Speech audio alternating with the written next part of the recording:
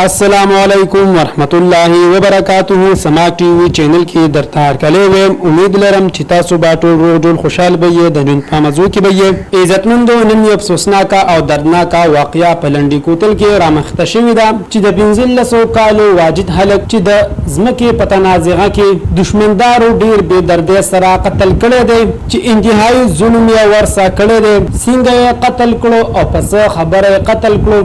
راځي عزتمندو دا ټول معلومات مون سره په دې ویډیو کې وګورئ چې پورا معلومات نه خبر شي. عزتمندو ظلم پسې ظلم، قتل پسې قتل روان دي. ډیر زیات بد حل شروع دي. پلنډي کوتل کې سم قیامت ته هر طرف نه دزي او دوړي شروع دي. ډیره لوی ازمکه دا چې باندې د دوه قومونو جګړه ده.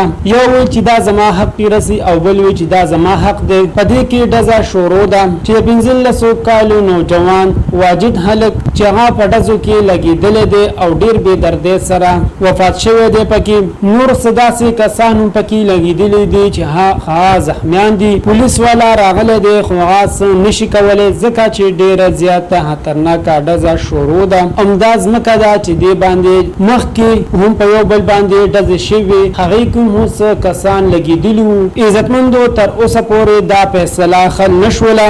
اخر دینه با جوړیږي سه هر ځل به کې داسې قتلونه کیږي. الله تعالی دې رحم وکړي. زموږ حکومت ته دا درخواست دی چې دا فیصله دی په غټه سطح باندې وشي ځکه چې دا یو واقعا نشوه. هر ځل په دې ځمکه باندې قتلونه کیږي. حکومت ته پکار دی چې دې دوانو قومونو لدی فیصله وکړي او روغه دی وکړي کو په هر څه طریقه باندې وي ځکه چې د جنگ نه باندې شر او فساد خور شي.